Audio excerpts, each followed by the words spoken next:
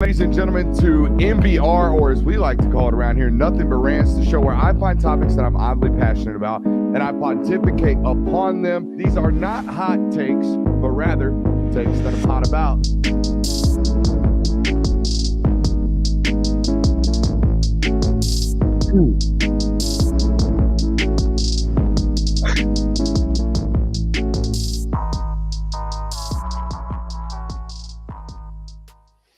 What is up, ladies and gentlemen? Hey, normally by now, if you've been watching this program as of lately, we kind of like start the show with some type of lyric, some type of soliloquy. We get a vibe going on.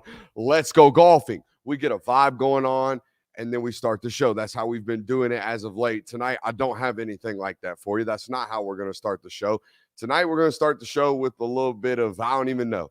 Tonight, we're going to start the show with a little bit something different. Tonight, we're going to start the show with something that I've kind of like teetered upon ever since like mid-January, like really been sitting wrong with me, kind of itching at my craw since like, I don't know, 2 kids died and an entire company made it their decision to just run with that for the last 6 months. And then what happened today came out. And if you haven't, I'm sure most of you have by now ventured onto Twitter and saw a Credentialed Media Association accusing Georgia of, quote, rallying behind players when accused of abusing women. That was the headline chosen for an article yesterday where an author by the name of Alan Judd spewed on and on about how Georgia has the propensity to go to extensive lengths to cover up sexual assault allegations. In said article, he goes on to paint the picture of what he deemed a sexual assault allegation between a young 16-year-old football recruit and a 20-year-old woman. Okay, Judd described Jamal Jarrett in this manner. This is how he described an individual, a person. Okay, at 6 feet 6 inches tall and 350 pounds, Jarrett is a fearsome presence on the football field. On Twitter, he calls himself, quote, a certified run stopper.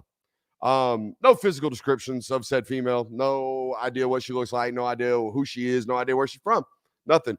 Left remained unnamed, as probably rightfully so, as probably should have been this then 16-year-old in this story. I digress. Judd goes on to mention in this article that this 20-year-old female, quote, and I'm not changing words here. This was the wording used by this author, quote, spotted him. This female spotted Jamal Jarrett, picked him out of a line at the National Championship Parade in January of 2021. Judd then goes on in his article to tell you how she followed this individual, followed Jamal Jarrett on Twitter, then propositioned him via Instagram DMs, and then the two began a relationship via text for the better part of 6 months from January until they plan to then romantically get involved and rendezvous again in June, 6 months later, at his official visit. Oh, and Judd also goes on to tell you in this article that this young lady or this female purchased a hotel room at the same hotel that Ja would be staying at on his official visit. Okay. Judd would go on to describe in pretty graphic detail what he made out, again, to be a rather damning and defamatory article towards Mr. Jarrett today. Then our friends and friend of the show, Jake Rowe, over at Dogs HQ, reported the actual unbiased, unopinionated, unslanted, if you will, article about what actually happened, right? Some actual investigative reporting here going on from our guys over at Dogs HQ. And I'm going to read this to you eventually, but just understand that the AJC had the exact same text log I'm about to read to you from Dogs HQ. They had the same exact, text log, and they handpicked the versions of the text messages that they wanted to put into the article. And I only know this because they put text message logs in their article. So they had to file a proposition request for access to these police records because, by the way, the only reason they got the text message exchange is because the moment he was interrogated or questioned about such an event, the first thing Jamal Jarrett did at 16 years old was hand over his damn cell phone to the police and said, I haven't done nothing. Here, look. And he gave him his cell phone. So they have the text message logs. The same text message logs that I'm about to read you, the AJC had. They wrote this entire article staging this 6'6", 350-pound, 16-year-old child who is very menacing on the football field, staged him as this very physical and graphic individual, all right? And then conveniently left out these text messages that pretty much lets you know, hey, everything's kind of copacetic here. Everything's all right. There's nothing really to see. All right, read these text messages from Dogs HQ. Okay, Jamal Jarrett.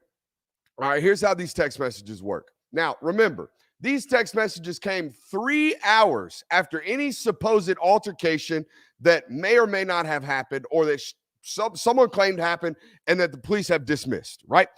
These text messages come at 6:30 in the morning after this so-called altercation happened. First text message from the female, quote, "Are you in your room? Jarrett, just got to it." Female, "Sleep tight, handsome." Jarrett, "Thanks." Female, "Don't forget to move those videos to my eyes only." Don't not delete them. Can't believe we didn't do it. No.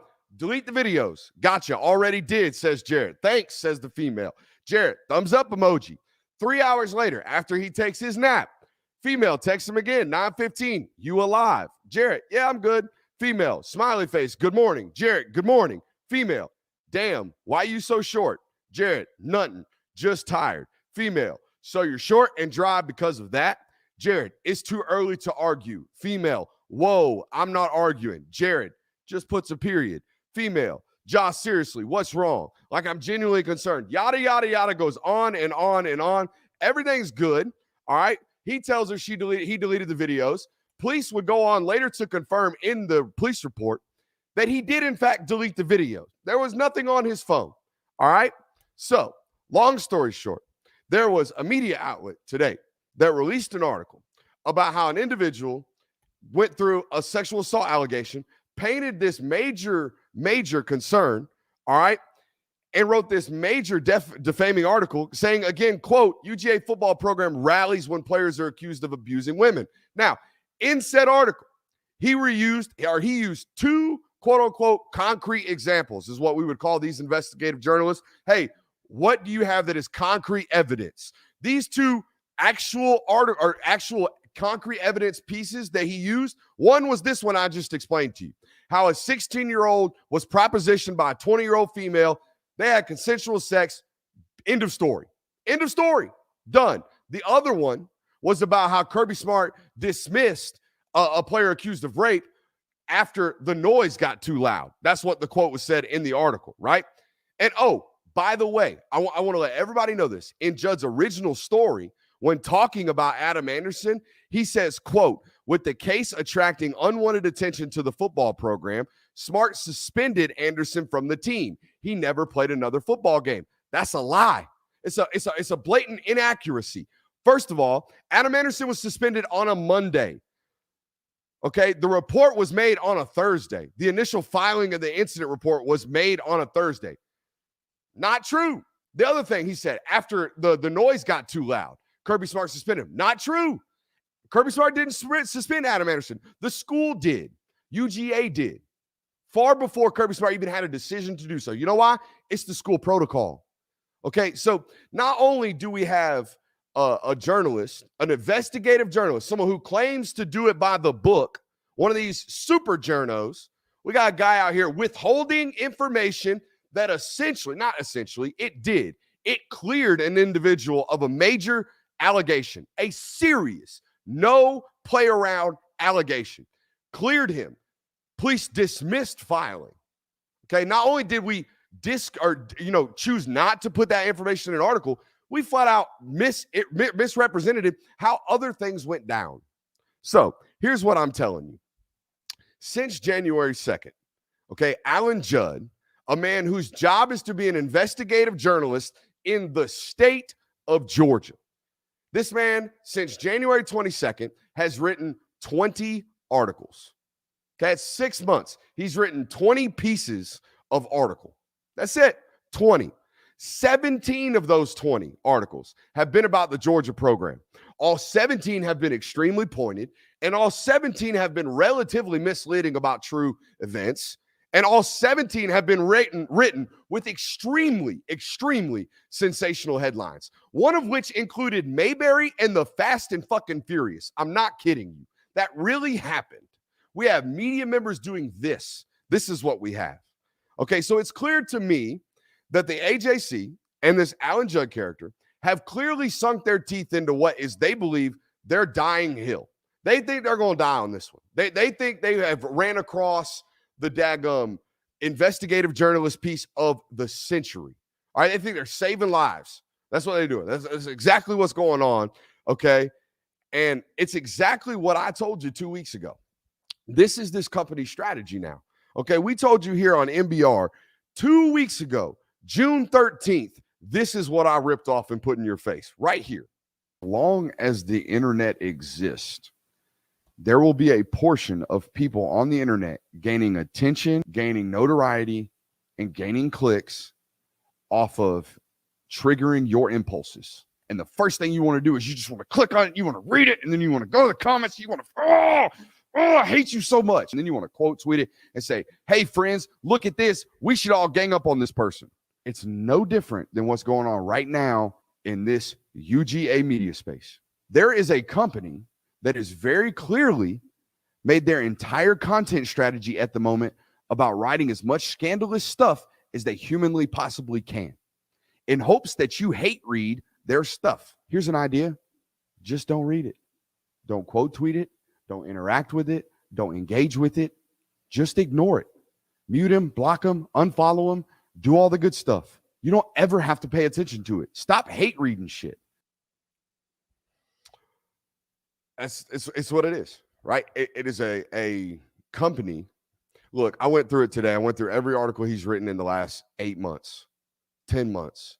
The dude has not wrote a repetitive story about a single thing. Not a secondary follow-up story on the mass shooting at the mall. Not a secondary follow-up shooting about the corrupt cop down somewhere in some town somewhere. Nothing. 17 of his last 20 pieces of work have been about one thing, okay, and one subject matter, which tells you what the strategy is. The strategy is to get you to hate read stuff. The strategy, obviously, was, hey, that first one y'all wrote, we got X amount of new subscribers. Y'all should do more of that. Well, that's not really what journalism is. You don't just write stories because you want to write them, especially not investigative journalism, at least not that I know of. And I'm just some slapdick who doesn't know nothing about journalism. That's what every journal I've ever met told me. You know, this guy didn't even go to journalism school. How dare he do this? Man, some wild stuff going on out here in this world. Hey, I appreciate you for being in here. You know, we got that out of the way. I'm done talking about it for now, I should say.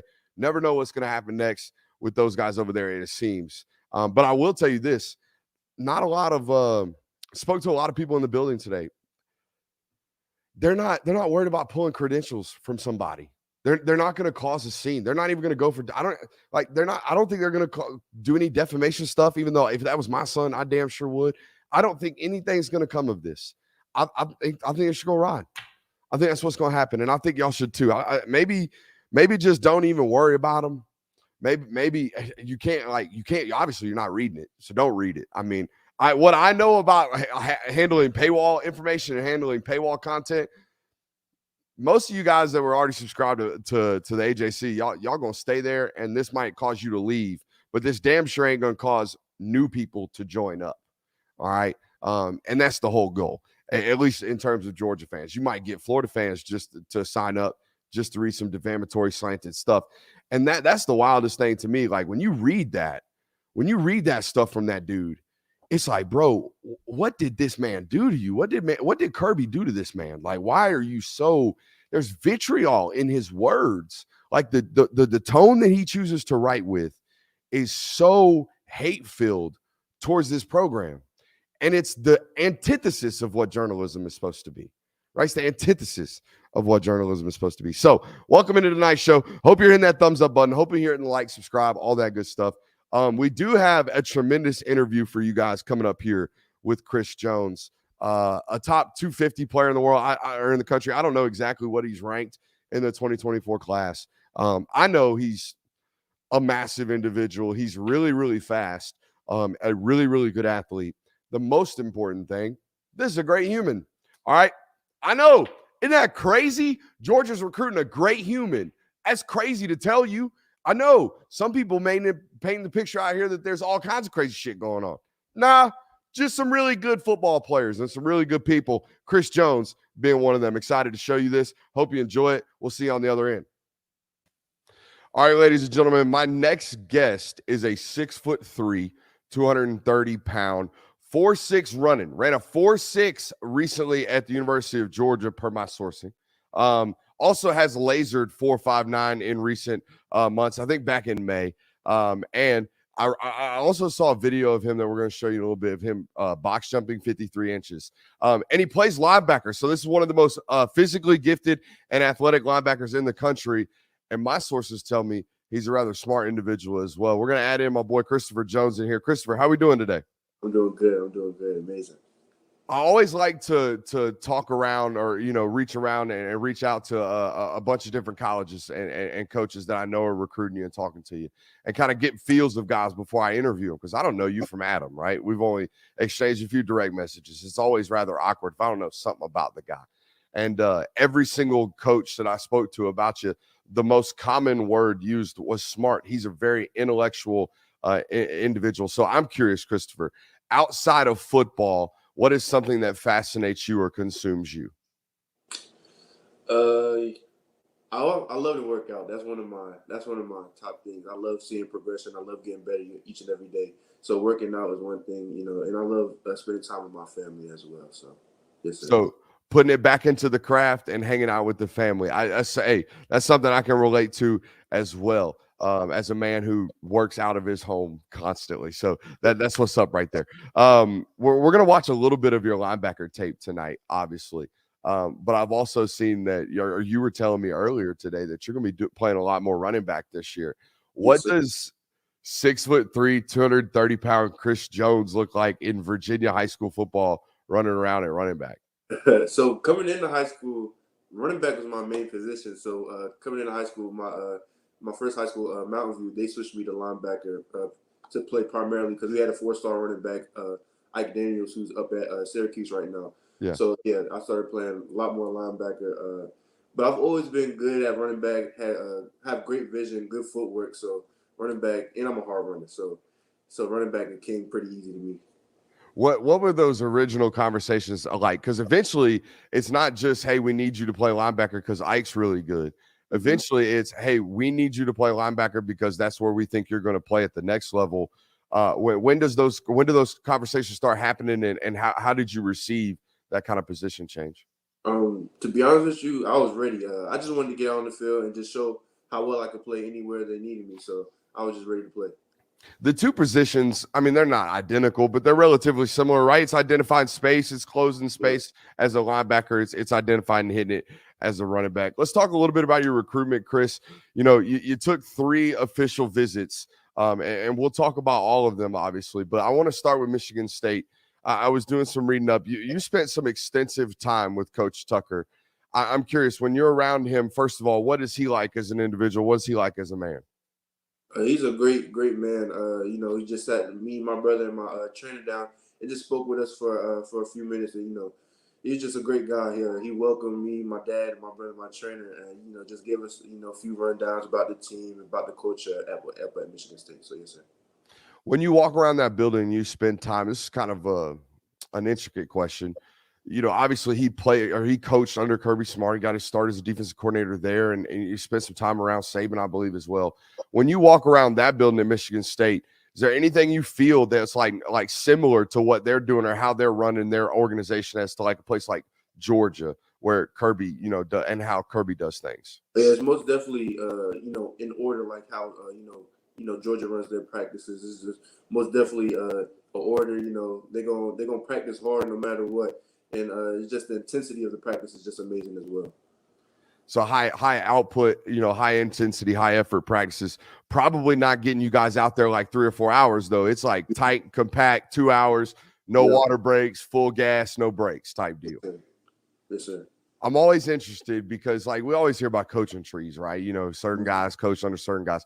I always want to pick guys like you that have, been to different places and seen like, hey, what did you notice that guy's clearly taken from him? So high intensity practices is something that Kirby Smart's known for, as is Nick Saban. What has Michigan State done? What do you like about Michigan State in terms of, you know, what they've done at the linebacker position, or how they've even fit into your recruitment? Just going up there for the visit and just sitting down and watching film with Coach Hayes. Just seeing how well I would fit in that system. I just like the way their linebackers play, and just how I would fit in that position as you know, for me. So it'll be really good. Yeah, I always like to hear kids that, you know, there's some kids that are like, hey, show me the locker room, show me where I'm gonna live my freshman year, show me what nightlife life looks out like out here at this university or whatever. I always like listening to individuals say, hey, show me what I'm fitting to do. Show me what it looks like to do, like, play football here. Let's talk about that, not all of that other stuff. So to hear, you know, I love listening to kids talk about, I was watching film with Coach, because that's what I care about. Let's talk about Florida. Obviously been from your Twitter. I mean, we're scrolling through it. You spent a lot of time in Gainesville, bro. Like a lot of time in Gainesville. What's a kid from Virginia doing down there, hanging out in the swamp all that time? Florida's just an amazing place. They treated me and my family well every time we go down there for a visit. Not just the coaches, but the people around the facility, people that work with recruitment, just treated us like family, and it's just a good time every time we go down to Gainesville. It's a pretty big staff down there, right? You a lot of people, a lot of, you know, females and men involved in your recruitment down there. What's their approach like? Because they're obviously in the midst of you know, about 18 months now into a transition of coaching staffs down there. What's kind of their message? What's kind of that culture from the Gators? You know, of course they care about you. You know, they want you to do well on the football field, but they really care about you outside of football. How you gonna do? You know, just as a regular person, just working. You know, they help with, you know, interviews and stuff like that. So they just try to build you up for that next step after football. It's like a training outside of football, because now, I mean, hell, nowadays you guys are doing so much stuff like this. Like, I mean, you have to be somewhat trained in media and different type of PR and relationships. So that's awesome to hear that other programs are pouring it back, and, you know, not just necessarily on the football field. When you look at that schedule, have you seen Florida's schedule of what it would be your freshman year? When you look at that schedule, bro, what are you thinking? That's what I love. I love competition, and I don't shy away from competition. I feel like, you know, you go against good competition, you're gonna get better. So that's what I like. Absolutely. Let's talk a little bit about Georgia. When you think about a Georgia linebacker, I'm curious. I know my perceptions of the position at the University of Georgia and under Glenn Schumann. When you think about a Georgia linebacker, what comes to mind for you? Just freak of natures. You know, they just freak athletes. They also know the game as well. You know, the development at Georgia is just crazy. You know, being coached by one of the best, if not the best, linebacker coaches in all of college football. Absolutely. It's a really deep depth chart. I mean, it's really thick. I would imagine you understand this. When you look at these schools, I'm sure you're checking depth charts, talking about playing time availability, things like that. I don't want to speak for you. Does that play a role? Like, hey, coach, when am I going to get onto the field, and what's the depth chart look like? Does that play a role in your recruitment? No, because, you know, if I go out there and show what I'm supposed to do, you know, playing time is going to be there. You know what I'm saying? So, Coach Schumann says that's something, you know, you just got to work for it, and that's wherever you go. So, yes, sir. I mean, the ultimate goal for a 6'3", 230-pound, very blessed individual like yourself is to play in the NFL, correct? Yes, sir. So if you can play at Georgia, you could probably play in the NFL, right? If you can win a job at a place that produces NFL guys at a position like that, then you're an NFL guy, and that is that. No matter how long it takes what it takes. When you go down to Athens, you know, what are the vibes like? What are you doing when you're in Athens? You know, the coaches just, like I said, just very family based. They welcome me and my family every time we go down to Athens. You know, just going down to watch practices, like I said, just in order, intensity is high, and, you know, they just have one thing in mind, and they just practicing for that national championship, and they just working towards their goal each and every day. Now, I've already mentioned you're big, tall, and long, right? And you run really, really well. They call him Money and Mac, and they have different names for him. I call him Mike and Will. It's as simple as I can call it. Right. The Mike, think more of Nakobe, think more of JDJ. The Willie, I call the Willie. I would think more of Smile Mondon Quay Walker. You're a big Willie, aren't you? Yes, sir. That's what when I'm watching the tape, I see that too. You a big old Willie. That's exactly what you are. You want to watch some tape? You want to watch some football? Oh, yes, sir. Let's do it, man. Let's get after it. We got a saying around here, Christopher. It's let's grind the tape. Let's grind the tape, my man. All right. First, I want to show workout footage. Okay. I'm a big proponent in what's he move like? You know what I mean? Because you're a big, tall, long kid. So when you're big, tall, and long, I got to make sure we can bend. I got to make sure we can move. I got to make sure we can open our hips, all that good stuff. So when I turn on the tape and when I look on Twitter and I see you out here moving around these cones like this, I get answers pretty quickly. Like he can bend, he can move. You already mentioned your trainer once. What's my man's name? Because he's doing a hell of a job.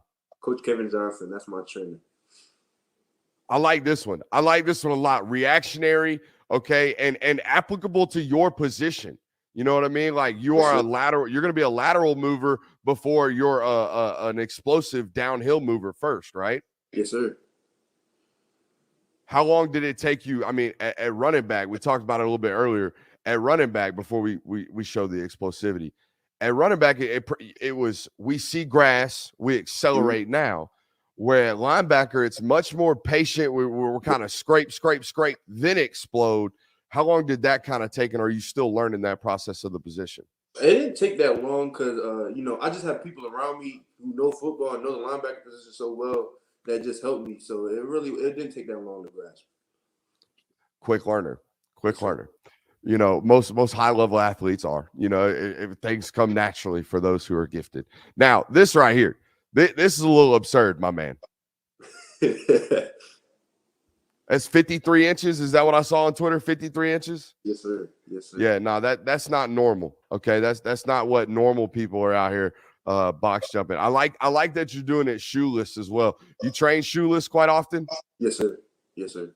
Hey, I love that. I was talking to Krista Miller when he was in high school, and I was explaining to him, I was like, hey, we need to train a little bit without shoes because it's lying to our body, right? When we train barefooted, we really enhance all them ligaments around our feet. So, hey, that's what I'm telling you.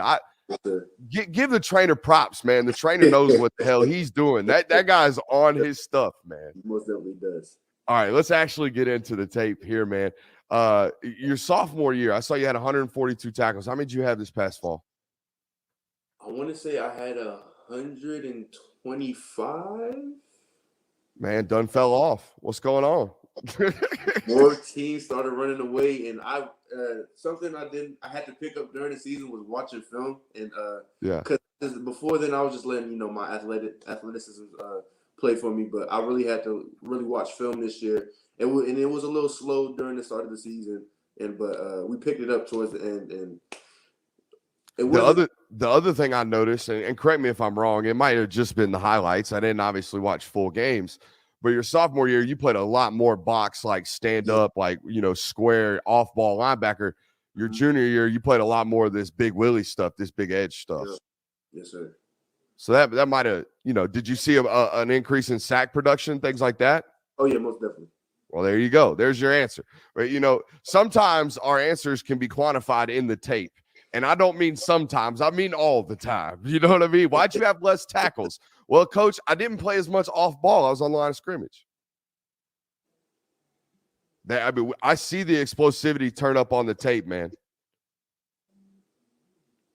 Very much a fine ball, go get ball guy, right? Yes, sir. Yes, sir. That's the 4.59 coming right there. You get a lot of free rushes. At the beginning of the season, I sure did, but as towards the end of the season, more teams starting to watch film, so they're trying to get that extra guy. Hey, let me ask you this: y'all do some odd stuff. How quick was it before you became the automatic slide guy? Like they walked to the line of scrimmage and everyone's clearly looking for 44. Yeah, it was pretty quick. Yeah, it was pretty quick. Pretty quick.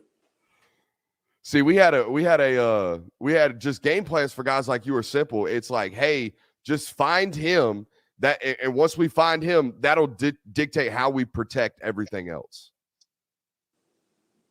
How's our pass rush skill set coming on? How well do we fight with our hands, my boy?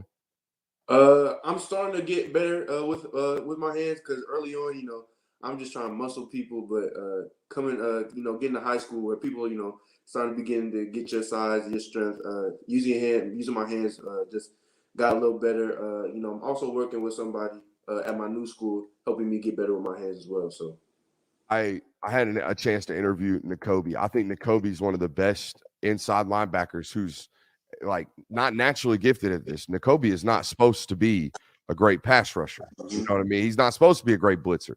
He's 5'11". His arms are really, really short. He is not supposed to turn edges on interior offensive linemen. He's definitely not supposed to do it against tackles. But you watch the tape on that dude, and he has clearly spent a lot of time working with edge rush specialists who are teaching kids and football players how to operate with their hands. So you're already doing that at 17, 18 years old. You're going to be miles ahead of even a guy like Nakobe. And not to mention, you're a lot more physically gifted than even a guy who's going to play on Sundays for a very, very long time in Nakobe. So that's great to hear. This is what we were talking about a little bit earlier, the difference between playing the position of running back and linebacker, right? As a running back, hey, we're going to bang our head on the goalpost right here. We ain't got no questions about it. We're running right through that hole. As a linebacker, we're chasing the near hip, correct? Yes, sir. Boom. Strike with violence, dude. I got to have linebackers with pop in the pads. If you hit folks and it don't look like you hit them, man, I'm staying away. You know what I mean? This is it. Hey, it's a little overhand swim. I think we're playing a little high right here, but hey, this is a brand new move for you, right? Or something, at least a newer movement. Yes, sir. Yeah, much not. See, this is what you're gonna be doing in college. Actually playing off ball a little bit, running downhill, scraping, reaccelerating, and arriving violent.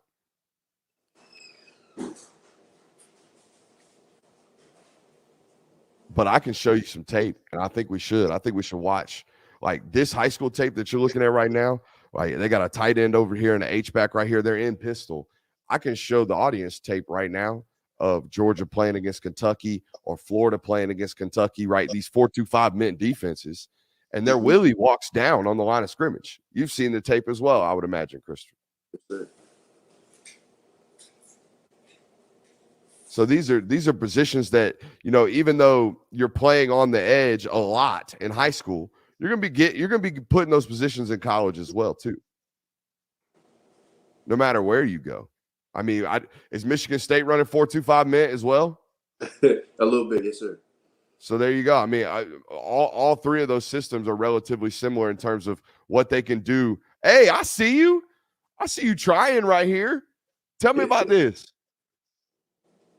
I try to use my bend. I should have gotten a little lower for it to work, but I had a second move ready, and I just swiped him and pushed him over. So yes, sir. I see you. You try to ghost move right here? Yes, sir. Oh, I like it, man. I like watching kids like, hey, this is what it's about. It's about finding your limits, man. If you don't find your limits, you're not playing the right way. Hell yeah, dude. That's something you obviously learned last offseason and tried to put into the bag? Yes, sir. Yes, sir. Hey, I'm going to tell you right now, you are far ahead of your game and those around you because you're constantly adding, right? When I talk to most young athletes that are 4 stars, 5 stars, that are 6'3", 230 pounds, that do run in the low and mid 4.5s, a lot of them are just good at football because they're good at football. Not a lot of them are good at football and trying to figure out how to be better at football on the way. So, Chris, that is awesome to see. You're going to have a tremendous amount of success. I do want to sign off for the YouTube audience, and I want to ask you, Chris, do you want to spend like 10 minutes watching Georgia tape? Oh, yes, sir. Yes, sir. Let's do that. Let's do that right now, okay? We're going to send YouTube out, and me and my boy Chris are finna open up this all 22 and watch some dogs. All right, let's do that. Hey, and we did exactly that. We watched about 10, 15 minutes of them dogs over on patreon.com/Brooks Austin. The link is in the bio. That's going to be up right after this goes in kaput here in just a few minutes. If you just joined us, okay, we opened the show with our thoughts and comments on the AJC stuff. I'm going to play this clip from earlier because it's the best way I've said it. And it's the way I said it 14 days ago before they kind of misrepresented, not kind of, before they misrepresented a story today with an obvious slant and whatnot. Listen to this closely, okay? Understand that this is now their business, okay? And you don't have to support their business. As long as the internet exists, there will be a portion of people on the internet gaining attention, gaining notoriety, and gaining clicks off of triggering your impulses. And the first thing you want to do is you just want to click on it, you want to read it, and then you want to go to the comments, you want to, I hate you so much. And then you want to quote tweet it and say, hey, friends, look at this. We should all gang up on this person. It's no different than what's going on right now in this UGA media space. There is a company that has very clearly made their entire content strategy at the moment about writing as much scandalous stuff as they humanly possibly can, in hopes that you hate read their stuff. Here's an idea. Just don't read it. Don't quote tweet it. Don't interact with it. Don't engage with it. Just ignore it. Mute them, block them, unfollow them, do all the good stuff. You don't ever have to pay attention to it. Stop hate reading shit. Ladies and gentlemen, I appreciate you for being here. Hit that thumbs up button on your way out. I do have to tell you, I am coast to coast. Just call me a G5. We'll see you next time.